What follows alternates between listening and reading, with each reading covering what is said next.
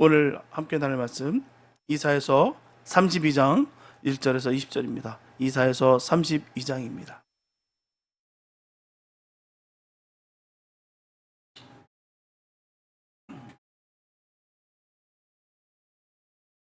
이사야서 32장입니다. 이사야서 32장 1절에서 20절 말씀, 주님의 귀한 말씀 우리 한 목소리로 함께 합독하시겠습니다. 시작.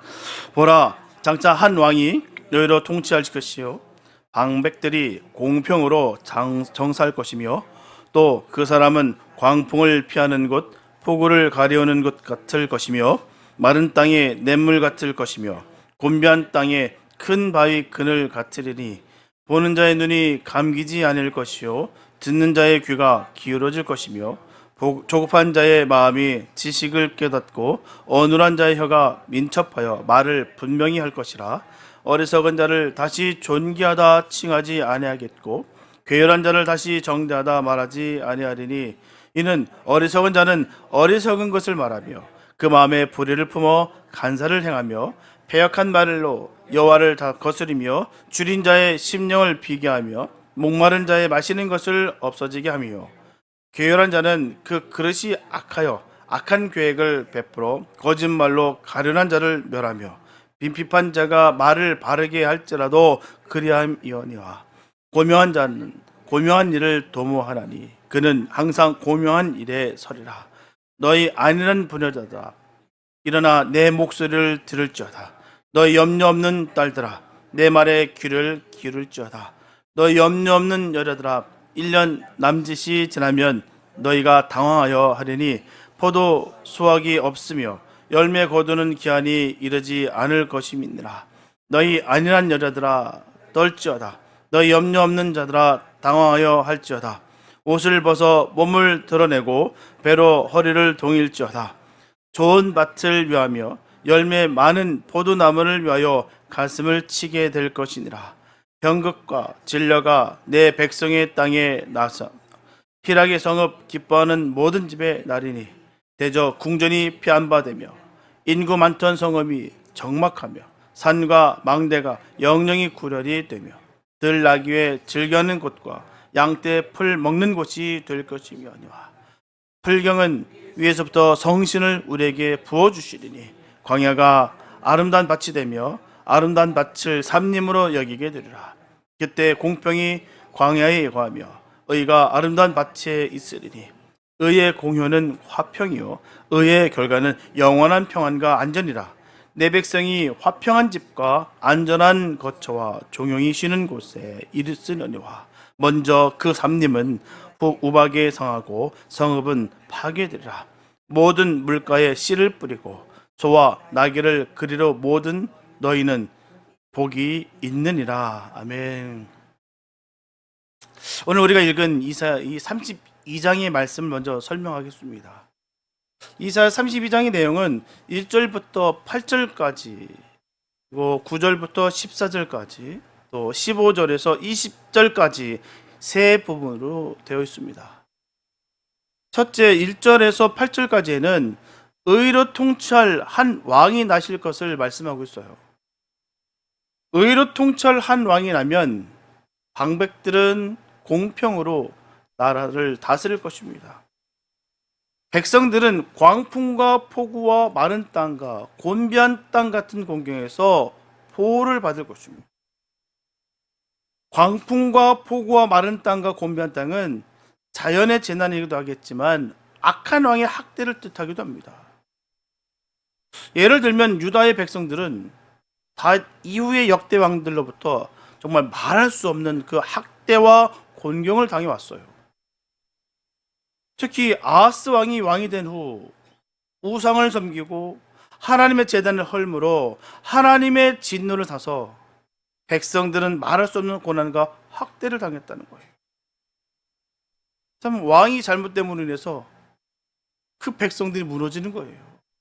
하나님께 예배드리고자 하는 그 초소가 무너지고 하나님께 영광 돌리고자 하는데도 불구하고 할 수 없는 그 지경에 이르러서 결국 그들 또한 그 책임이 그 저주가 함께 임하게 됐다는 것이죠. 그 다음으로 히스기야가 왕이 된 후에는 성전을 정결케 하고요. 또 하나님을 바로 섬김으로 말미암아 백성들은 그 모든 학대와 곤경에서 해방됐습니다. 예배가 회복되면 모든 것이 변화가 되는 거예요. 저주 가운데 있었던 영원히 멸망받을 수밖에 없었던 그 현장 속에서 영생을 받게 되고 영원한 그 하나님 나라로 옮겨진다는 사실입니다. 근데 시스기야가 죽고서 므낫세가 왕이 되었을 때 왕은 또다시 우상을 섬기고 죄 없는 사람들을 죽임으로 인하여 백성들은 말할 수 없는 또 도탄에 빠졌습니다. 그러나 아몬을 이어서 요시아가 왕이 되었을 때는 그 모든 우상을 내어 던지고 하나님을 바로 섬김으로 백성들은 광풍과 마른 땅과 곤비한 땅 같은 학정에서 벗어나서 안전과 보호를 받았습니다. 백성들의 안녕과 행복은 왕이 누구냐에 달렸다는 것은 비단 그 유대와 이스라엘의 역사뿐만 아니라 세계 여러 나라의 역사를 읽어봐도 공감하지 않을 수가 없다는 거예요. 역사의 흐름이 그렇습니다. 어진 왕이 세워지게 되면 그 나라가 태평성을 이룹니다. 그러나 악한 왕이 포악한 폭군이 왕으로 그 군자에 앉게 되는 순간 그 백성들은 피폐해지고요. 본문세가들로 인해서 모든 것을 다 뺏기고 고통과 고난을 받고 수많은 재난과 전쟁으로 그렇게 피폐하게 된다는 것이죠. 근데 놀란 사실은 이런 의로운 왕이 나타나면 백성들은 한결같이 그 왕을 환영하고 존경하는 것이 아니라 존경하는 무리가 있는 반면에 의로운 왕을 반대하는 무리가 나타난다는 거예요. 의로운 왕에게 감탄과 존경을 나타내는 무리에 대해서 본문 3절과 4절에 보는 자의 눈이 감기지 않을 것이요 듣는 자의 귀가 기울어질 것이며 조급한 자의 마음이 지식을 깨닫고 어눌한 자의 혀가 민첩하여 말을 분명히 할 것이다 라고 말씀하고 있습니다. 이러한 무리는 의로운 왕을 알아보는 사람들입니다. 이 사람들은 왕의 은혜를 아는 사람들이라는 거예요. 의로운 왕을 왕으로 섬기는 백성들입니다. 이런 왕은 왕도 복되고요 뿐만 아니라 백성들도 복됩니다. 그런 반면에 어리석은 자를 존귀하다 하고 괴율을 행하는 자를 정당하다라고 하는 자들이 있다는 것입니다. 똑같은 나라에 똑같은 환경 속에서도 바라보는 시선이 판이하게 다르다는 거예요. 그렇게 말하는 이유는 어리석은 자는 더욱 어리석은 것을 말하고 불의를 품은 자는 더욱더 폐역한 말로다 여호와를 거스르고요 줄인 자의 심령을 더욱더 가난하게 하고 목마른 자를 더 가라게 하기 때문인 거예요. 이 사람들은 은혜를 은혜로 받지 않고 은혜를 저주로 바꿉니다. 진리를 진리로 받지 아니하고 진리를 거짓으로 바꿉니다. 사랑을 사랑으로 받지 아니하고 원수로 삼습니다. 그것은 마치 같은 비를 맞아도요 산 나무에는 움이 돋고 죽은 나무는 썩는 것과 같다라는 거예요. 같은 비를 맞는데도 불구하고 다릅니다. 같은 열을 받아도요 얼음은 녹아 물이 되고요 결안은 굳어 고체가 되는 것과 같다는 거예요. 한 의로운 왕이 나타남으로 귀머거리가 귀가 열리고 소경의 눈이 뜨이고 벙어리의 혀가 풀리는 반면 어리석은 자는 더욱더 어리석어지고요 마음이 더욱 강팍해 자는 더욱더 강해져서 줄인 자를 더 가난하게 하고 목마른 자를 더 가라게 하는 무리가 생기게 된다는 거예요. 그 한 의로운 왕은 누구겠습니까? 그 왕은 바로 예수 그리스도 우리 구세주입니다. 주님께서 세상에 오심으로 말미암아 많은 사람들이 눈을 뜨게 됐다는 거예요. 절름발이가 걷게 됐어요. 귀머거리가 듣게 됐습니다. 그런 반면 어리석은 자는 여전히 어리석고 강팍한 자는 여전히 마음이 강팍하여서 예수 그리스도를 십자가에 못 박아 죽였다는 것이죠. 눈이 가려지면요 절대로 좋은 것을 볼 수가 없어요. 그래서 주변에 그런 사람들만 꼬이게 마련이에요. 왜요? 보는 게 그러니까, 말하는 게 그러니까 말입니다. 씹는 대로 걷는다라고 분명히 성경을 전하고 있는데도 불구하고 아랑곳 하지 않고 자기 멋대로 기분대로 생각하는 대로 그렇게 행한다는 것이죠. 그러니 더욱더 강팍해지고 더욱더 악해지고 악랄해지고 집요하게 되고 악에 대해서 더욱더 강성하게 된다는 사실. 눈이 어둡으면 그렇습니다. 같은 환경 속에 살아도요, 바른 신앙을 갖고 있는 사람과 그릇된 신앙을 갖고 있는 사람이 있다는 거예요. 같은 말씀을 듣는데도 불구하고 그 말씀을 하나님의 말씀으로 귀 기울여 듣는 자가 있는 반면에 그 말씀이 나에게 불편함을 느껴서 오직 예수를 떠나는 어리석은 자들도 있다는 것입니다. 누굴 탓할 수 없는 것이 아니에요. 영혼이 살았느냐 죽었느냐에 따라서 그 반응은 다르다는 것입니다. 산 자와 죽은 자의 반응이 다르다는 거예요. 똑같은 상황인데도 불구하고 이런 그 한 왕을 바라보는 시선이 다르다는 거예요. 예수를 바라보는 시선이 다르다는 것입니다. 예수님께서 이 땅에 오셨을 때 주님께서 해롭게 하신 것이 전혀 없어요. 병든 자를 고치셨고 가난한 자에게 부함을, 또한 그 아픈 자들과 그 천대받는 자들과 함께 그들과 함께 하셨고, 그랬는데도 불구하고 못 박으라 침뱉고 선전선동에 그 마음이 빼앗겨서 예수께 돌 던진 자들이 태반이었다는 것입니다. 그 가운데 병 고침을 받은 사람이 없었을까요? 그 가운데 은혜를 받은 사람이 얼마나 됐을까요? 그 오병이의 기적 가운데 그 은혜를 누렸는 자들도 그 가운데 있지는 않았을 거예요.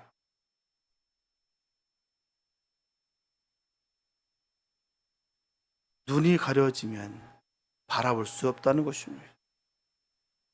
우리 신앙의 눈 활짝 여시기 바랍니다. 신앙의 눈이 어두워지면 보여지지가 않아요. 그래서 점점 더 강박해지는 거고요. 더욱더 욕심이 과하게 돼서 어둠의 권세로 더욱더 깊숙이 들어간다는 사실입니다. 우리는 주님의 뜻을 바라볼 수 있는 복된 삶이 될 수 있기를 예수 이름으로 축복합니다. 둘째로 9절에서 14절까지는 안일한 부녀자들에 대한 책망이 기록되어 있어요. 안일한 부녀자들아, 일어나 내 목소리를 들으라. 염려할 것이 없다고 하는 딸들아, 내 말에 귀를 기울이라. 1년만 지나면 너희가 당황하리라. 너희 포도원에는 수확이 없을 것이다. 너희 땅에는 형극과 진료가 날 것이다. 희락의 성읍은 슬픔의 성으로 변할 것이다. 인구가 많던 성읍은 적막할 것이다. 너희 왕의 궁전은 폐허가 되고 너희의 산과 망대는 들나귀와 양떼 풀 먹는 곳이 되리라. 참 무시무시한 말씀이 쏟아져 부었고 있습니다. 여자가 부지런해야 집안이 윤택하고 여자들이 부지런해야 나라가 부강해집니다. 남자나 여자가 안일에 빠지면 거둬들일 것이 없다는 거예요. 나태해지면 그렇게 되는 것입니다. 거룩한 긴장감을 놓아버리는 순간 신앙은 무너지게 돼 있어요. 집은 폐허가 되고 논밭은 가시와 엉겅퀴가 덮여지는 것입니다. 망대는 들깨와 산짐승의 운막이 된다고 성경을 전하고 있어요. 향락에 빠진 성은 원수에게 짓밟히고 사람은 떠나고 잡초가 부성해집니다. 그것보다 더 슬픈 것은 참신을 섬기는 제사가 끊어지고 잡신을 섬기는 미신과 우상이 거리를 메우게 된다는 사실이에요. 그렇게 되면 그 성은 소돔과 고모라 같이 하나님의 진노를 받아 멸망을 당하고 마는 것입니다. 안일은 무서운 병이에요. 향락은 멸망의 징조입니다. 안일을 예사로 여기면 안 돼요. 향락을 예사로 여기면 안 됩니다. 망함의 시그널을 무시하면 너무나 큰 대가를 치러야 된다는 거예요. 우리가 때때로 타협하고 때때로 무시하는 경우가 얼마나 많은지 모르겠습니다. 내 신앙을 지키는 데 있어 말이에요. 왜요? 나는 내 자신에게 너무나 관대하기 때문입니다. 남은 안 될지라도 나는 돼. 왜요? 나라는 존재이기 때문에 그렇습니다. 그래서 그렇게 안일하게 또 내가 누릴 수 있는 것을 촉구하고 거기에 빠지게 됐다는 것입니다. 하나님을 바라보는 시선이 무뎌지고 내 현실 상황 속에서 집중하며 자꾸 그 문제에 허덕이면서 결국 주님은 온데간데 사라져버리고 나만 남는 거예요. 나만 남기 때문에 결국 얻어지는 것은 고난과 고통뿐인 것입니다. 감당치 못하는 거예요. 내 스스로 이것을 이겨낼 수 있는 힘이 없다라는 것이죠. 내가 할 수 있다라고 여기는 것 자체가 교만입니다.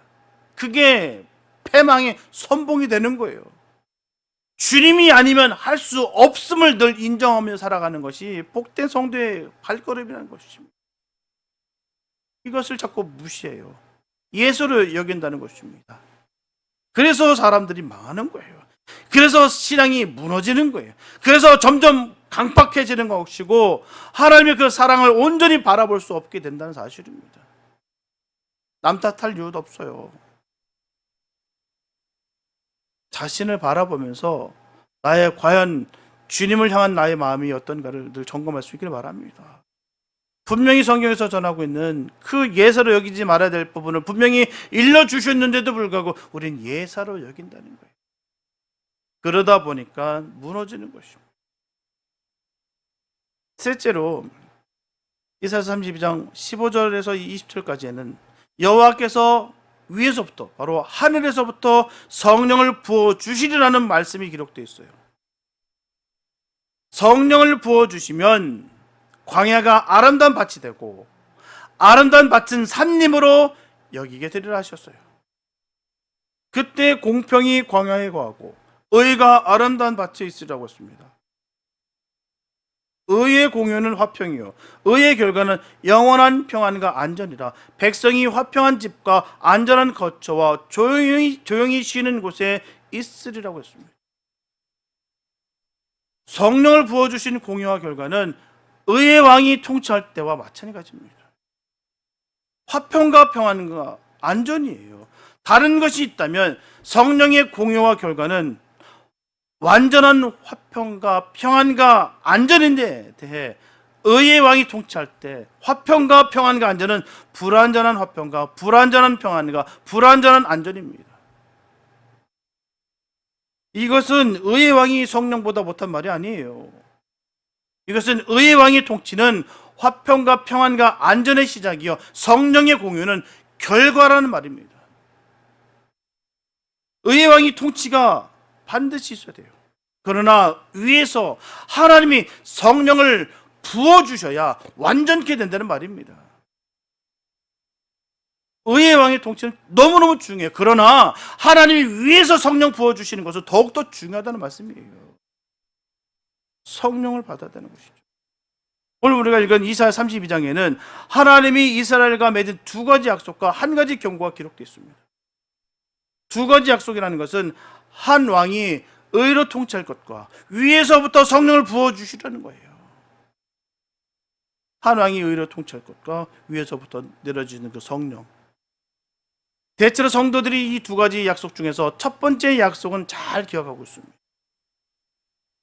한 왕이 의로 통치할 것은 하나님이 아브라함을 비롯해서 이삭, 야곱, 요셉, 모세 등 믿음의 조상들에게 약속한 대로 구세주 메시아를 세상에 내려 보내주시는 거예요. 이 약속은 구약에 기록된 약속의 전부가 되고요. 또한 약속의 핵심입니다. 우리가 분명히 알아야 될 것은 한 의의 왕의 통치와 더불어서 하나님이 위에서부터 성령을 부어주시라는 그 약속도 조금도 적은 것이 아니라는 거예요. 다만 이 두 번째 약속을 성도들이 잘 기억하지 못하는 것은 첫 번째 약속은 선지자들을 통해서 주신 데에 대해서 비해 두 번째 약속은 후기 선지자들을 통해 주셨기 때문에 이사야 선지자는 하나님께서 성령을 우리에게 부어주실 것을 여러 번 예언했습니다. 이사야서 11장 2절에 보게 되면 여호와의 신 곧 지혜와 총명의 신이요 모략과 재능의 신이요 지식과 여호와를 경외하는 신이 그 위에 강림하시리니 라고 예언했습니다. 본문 15절에 보게 되면 필경은 위에서부터 성신을 우리에게 부어주시리니 광야가 아름다운 밭이 되며 아름다운 밭을 삼림으로 여기게 되리라. 에스겔서 39장 29절에 보면 내가 내 신을 이스라엘 족속에게 쏟았음이니라. 또 요엘 선지자는 요엘 2장 28절에서 내가 내 신을 만민에게 부어주리라 했고요. 또 29절에는 내가 내 신으로 남종과 여종에게 부어주리라 했습니다. 또 한 가지 기억해야 될 것은 이 두 가지 약속은 처음부터 하나님이 이스라엘 한민족에게 주신 약속이 아니라 천하 만민에게 주신 약속이라는 거예요. 유대인들은 지금까지도 메시아는 이스라엘 자기 민족만을 구원하는 메시아를 믿고 있습니다. 지금까지도 그들은 오순절에 내린 성령 강림은 이스라엘만을 위한 성령 강림으로 믿고 있다는 거예요. 많은 유대인들이 그렇습니다. 오죽하면요, 강성한 유대인들은 이스라엘은 나라를 인정하지 않습니다. 지금도 그 이스라엘을 나라로 인정하지 않아요. 왜요? 메시아가 와서 나라를 세워야지 되는데 그냥 자기들끼리 힘을 규합해서 통일해서 나라를 세웠다고 해서 지금도 그 나라를 인정하지 않습니다. 같은 유대인인데도 불구하고 그렇습니다. 지금도 메시아가 와서 분명히 이스라엘을 회복하실 것이다. 나라를 세울 것이다. 그걸 믿고 있습니다. 그래서 지금 그 이스라엘의 지금 수많은 전쟁들, 그들은 인정치 않아요. 그 나라 자체를 인정하지 않습니다. 그 정도로 메시아에 대한 갈망이 그 누구보다 강하고 그 메시아는 오직 이스라엘만 있다라고 믿습니다. 하나님의 첫 번째 약속은 뭐라고 했습니까? 아브라함에게 하실 때 천하 만민이 내 씨로 말미암아 복을 받을 것이다. 하나님 두 번째 약속을 요엘에게 하실 때는요, 내가 내 신을 천하 만민에게 부어주리라 약속하셨어요. 구세주 메시아가 온 천하 만민을 구원할 메시아인 것처럼 성령도 온 천하 만민에게 부어주시는 성령이라는 것을 알아야 됩니다. 메시아가 우리를 구원할 우리의 메시아인 것처럼 성령도 우리가 받을 우리의 성령인 거예요. 예수님과 성령 둘 중에 하나도 잊어버려서는 안 됩니다. 하나인 거예요. 억지 주장하시는 분들이 얼마나 많은지 몰라요. 제가 일전에 말씀드렸지만 제가 절교했다는 그것은 그래요. 성령이 구약은 없다고 해요. 그래서 신약만 읽어야 된다고 합니다.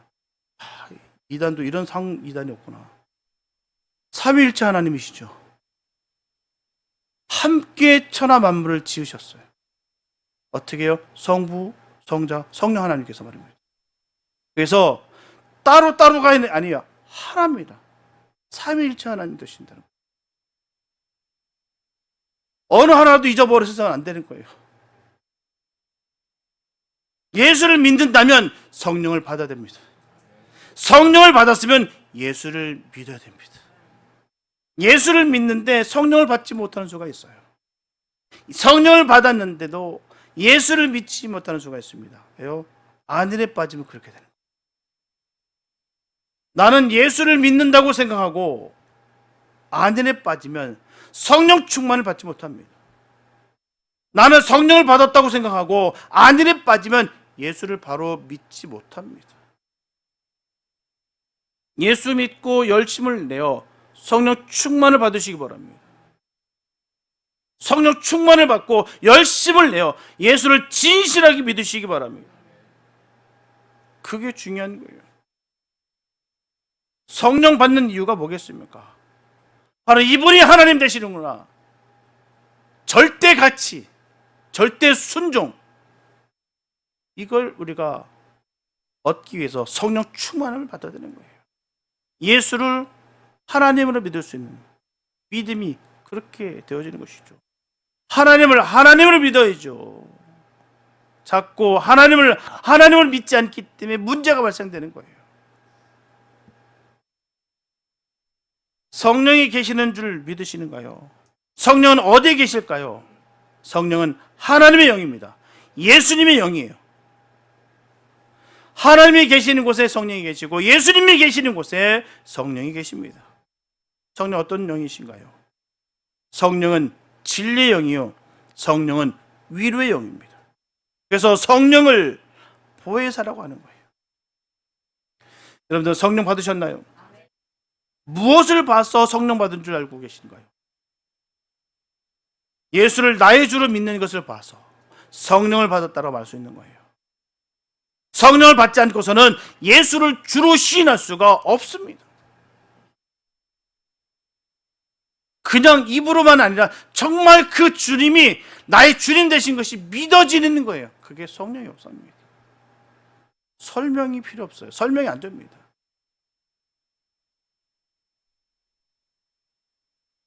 그분이 나의 구주가 되시는구나. 나의 전부가 되시는구나. 태초부터 나를 창조하시면서 기억하시고 손바닥에 살리시면서 나를 만나 주셨구나. 이게 믿어지는 거예요. 이게 바로 성령 받은 증거입니다. 수많은 현상들, 그런 것을 통해서 내가 성령 받았다 안 받았다 거기에 있는 것이 아니라 정말 그분이, 예수 그리스도가 나의 구주가 되시는구나, 나의 전부가 되는 것, 그게 믿어지는 거예요. 그냥 믿어집니다. 이게 성령 받은 증거예요. 성령은 무슨 일을 할까요? 죄를 깨달아 회개케 하고 사람을 거듭나게 하는 것입니다. 여러분들 생활 속에 죄에 대한 깨달음이 있으신가요? 죄를 회개하고 죄를 멀리하고 죄에서 떠난 생활을 하기를 힘쓰고 계신가요? 날마다 새로운 마음으로 새롭게 살기를 원하시는가요? 그렇다면 여러분 안에는 성령이 역사하고 계십니다. 이게 성령의 역사심이 증거가 거기 있는 거예요. 죄에 대한 깨달음이 늘 일어나는 되고요. 죄를 회개하고 죄를 멀리하고 죄에서 떠난 생활하기 위해서 내가 애쓰고 힘쓰고 몸부림치는 것, 날마다 새로운 마음으로 새롭게 살기를 간절히 소망하는 것, 이게 성령 받은, 또 성령의 역사가 내 안에 이루어지고 있다는 것입니다. 그게 성령의 역사예요. 성령의 감동 감화를 따라, 성령의 인도함을 따라 사는 것보다 더 행복한 삶은 없어요. 바쁜 자들만 안다는 것이죠. 늘 구구절절 전하고 있는 거에 뭐겠습니까? 맛본 자로서 맛법을 전하는 거 아니겠습니까? 또 맛법을 깨닫고 그 은혜의 감동이 있는 거 아니겠습니까? 나 같은 죄인을 살려주신 그 은혜가 너무너무 감사한 그 감화 감동이 물밀듯 내게 넘치는 것이 얼마나 감사한지요. 이게 바로 행복한 거예요. 이게 복된 거예요. 이 행복함을 누리지 못하면은요, 늘 불안하고 늘 슬픔이 임하게 됩니다. 그러다 보니 내 안에서 찾아야 되는데 자꾸 바깥에서 찾다 보니까 문제가 발생되는 거예요. 늘 그러니 여기서 속고 저기서 사기당하고 저기서 상처받고 저기서 쓰리고 채워지지 않아 늘 갈급하고,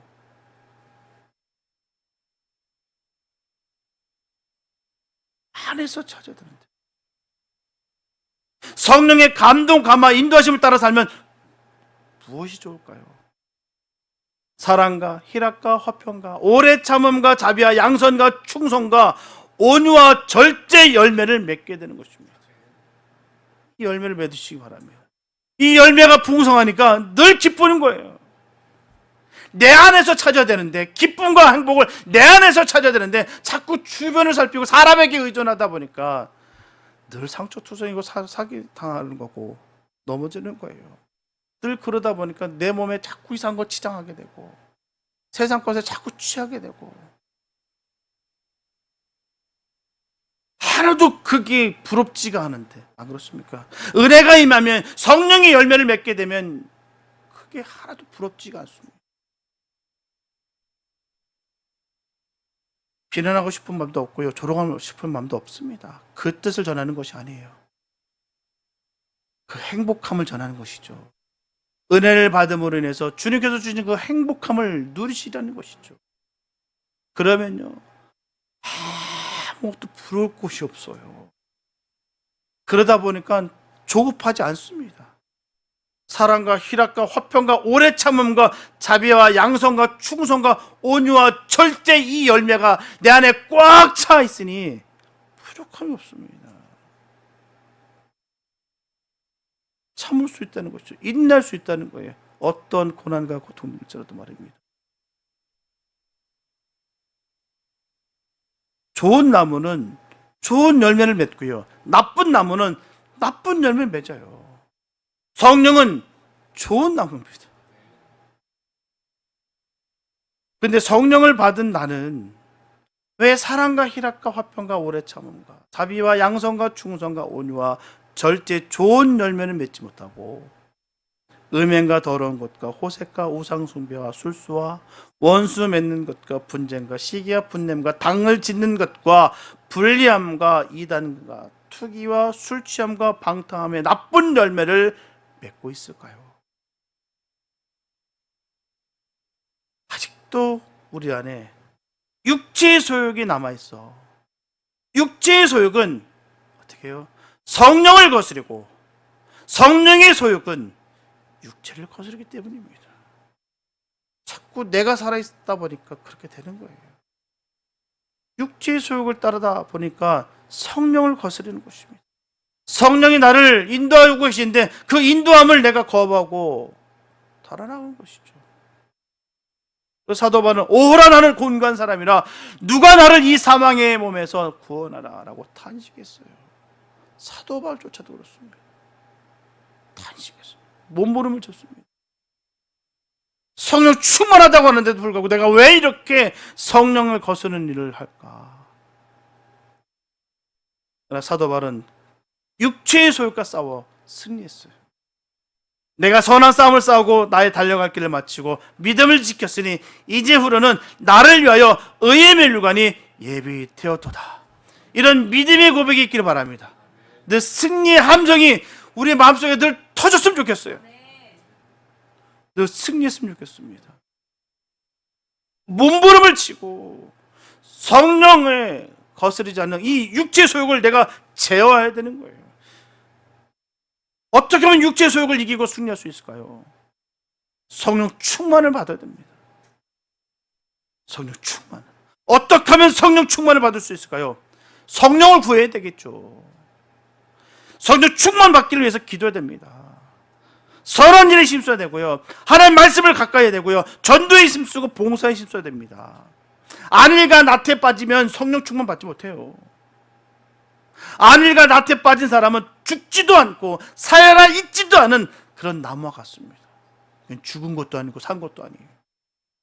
맛은 본 건 있으니까 또 재채기 때문에 도망갈 수도 없고, 그런데 너무 힘들고 귀찮고 나태해 빠지고 어찌 남이 대신 해주면 안 될까, 이런 안일한 생각들.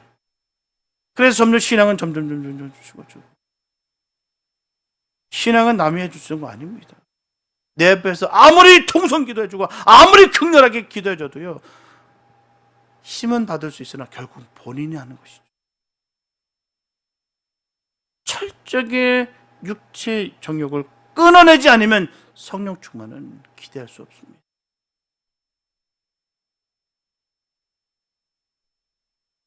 그냥 입 벌리고 있으면서 감나무 기다리는 그 신앙으로서는 절대로 성령 충만을 받지 못해요. 아무리 극악한 정말 극심한 어려운 상황 속에 있어도요, 주님이 나와 함께함으로 성령 충만해지는 거예요. 정말 간절하게 소망하면서 정말 애타는 마음으로 주님을 갈망할 때 성령 충만이 임하는 것이죠. 나무가 살아있으면 잎이 나고 꽃이 피고 열매를 맺어야 될 텐데, 살아있기는 살아있는데 잎도 나지 않고 꽃도 피지 않는 나무가 있다는 것이죠. 그렇다고 해서 완전히 죽었느냐 하면 죽은 것도 아니에요. 이런 나무는 뽑아버릴 수도 없고 그냥 둘 수도 없습니다. 위에서 부어주시는 성령의 충만을 받는 비결이 오늘 우리가 읽은 이사야서 32장 마지막 절에 잘 기록되어 있어요. 먼저 삼림은 우박에 상하고 성읍은 파괴되리라. 모든 물가에 씨를 뿌리고 소와 나귀를 그리로 모는 너희는 복이 있도다. 대기 씨앗은요, 옥토의 풀입니다. 소와 나귀는 푸른 초장으로 몰아갑니다. 그런데 오늘 이 말씀에는 우박에 상한 삼림에 씨앗을 뿌리고 파괴를 당해 허물어진 성읍으로 소와 나귀를 몰아가는 자가 복이 있다라고 했어요. 이것은 믿음으로 씨를 뿌리는 자는 열매를 거둘 것이요 믿음으로 소와 나귀를 모는 자는 때를 이루려는 말씀입니다. 성령 충만을 바라는 사람은 소나기를 보고 물을 구하는 사람이 아니에요. 초장을 보고 양떼를 몰고 나가는 것이 아닙니다. 내 입맛에 딱딱 맞고 편안하고 안락한 곳에 움직이는 것이 아니다라는 것이죠. 많은 분들이 그렇게 생각들 해요. 편하고 안락하고 뭔가 잘 꾸며져 있고 시스템이 잘 되어 있고 이런 신앙, 이런 곳에서 많이들 얘기합니다. 오늘 성경 분명히 전하고 있는 거예요. 마른 땅에 씨앗을 뿌리면서 비 오기를 기다리는 사람이 성령 충만을 바라는 사람입니다. 황무지로 양떼를 몰고 나가면서 사막에 샘물이 솟아날 것을 바라는 사람이 성령 충만을 바라는 사람입니다. 성령 충만은 믿음이 있어야 받을 수가 있어요. 성령 충만을 받을 수 있는 믿음을 가지시기 바랍니다. 성령은 모든 것을 가능케 해요. 가난을 이기고 질병을 이기고 죄를 이기고 원수와 싸워 이기게 합니다. 성령은 모든 것을 완전케 하죠. 약한 믿음을 강하게 하고 부족한 인격을 온전케 합니다. 성령은 가장 좋은 것을 주십니다. 건강을 주시고 부귀를 주시고 사랑을 주시고 사명을 주십니다. 성령을 받아야 됩니다. 성령 충만함을 받으시기 바랍니다. 성령 충만을 받으려면 기도해야 돼요. 죄를 회개해야 됩니다. 믿음을 가져야 되는 것이죠.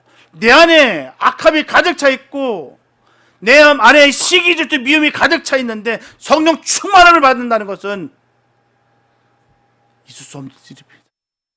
하나님을 전적으로 무시하는 행위예요. 난 그런데도 불구하고 난 성령 충만한 사람이야. 그건 거짓말이에요. 속지 마시기 바랍니다.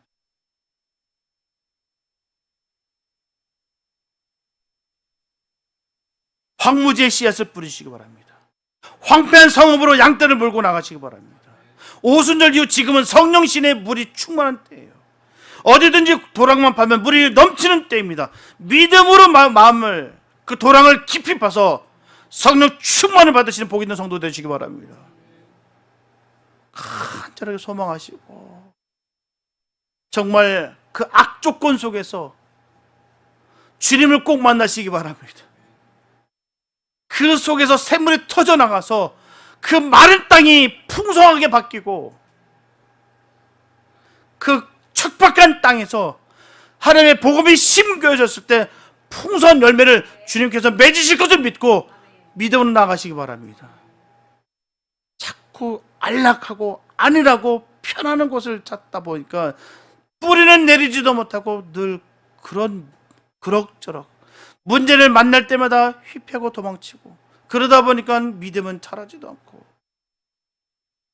입만 사는 들은 건 있으니까 거기에 취해 있는 불쌍한 인생들이 얼마나 많은지 몰라요. 같은 환경인데도 불구하고 자꾸 그렇게 나락으로 떨어진다는 사실입니다. 사랑하는 여러분, 하나님의 방법대로 살게 하기 위해서 우리에게 성령을 부어주셨어요. 우리 뜻대로 살기 위해서 아니라 하나님의 방법대로 살기 위해서 부어주시는 거예요. 그래서 우리는 내 뜻이 주의 뜻으로 바뀌어지고 내 지혜가 주님의 지혜로 바꿔지며 나의 모든 계획이 주의 계획 안에서 이루어지게 해달라고 기도할 줄 믿습니다. 기도는 그렇게 하는 거예요. 내 뜻이 무너지고 주님의 뜻이 되어지고 내 지혜가 아닌 바로 주님의 지혜로 바뀌어지는 것. 나의 모든 계획이 주님 안에서 이루어지게 해달라고 그렇게 기도하는 것이죠. 우리 날마다 내 자신의 모든 계획을 하나님의 방법보다 앞세우면 안 된다는 거예요. 우리의 자신을 포기할 때 하나님께서 하나님의 방법으로 우리를 인도해 줄 줄 믿습니다. 그때 일하시는 거예요. 내가 포기했을 때, 척박한 땅에 씨를 뿌렸을 때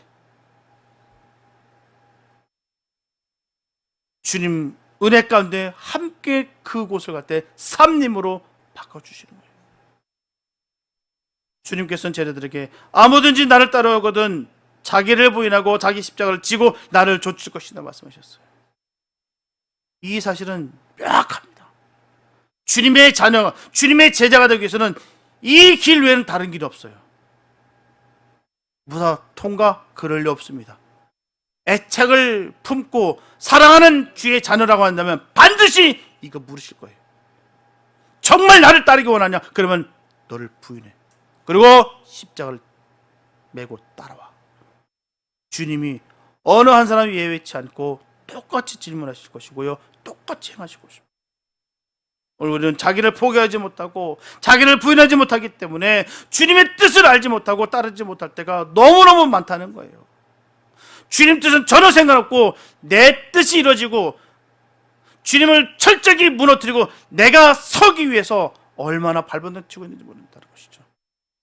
내 고집이 다 무너지고 내 방법, 내 모든 어리석음이 주의 지혜로 바뀌어져서 우리가 우리 자신을 포기함으로 말미암아 예수님이 우리 안에 사시고 내가 죽음으로 말미암아 주님이 사시고 나의 모든 일이 주님을 위해서 연결이 되어질 때 하나님께서 복을 주실 줄 믿으시기 바랍니다.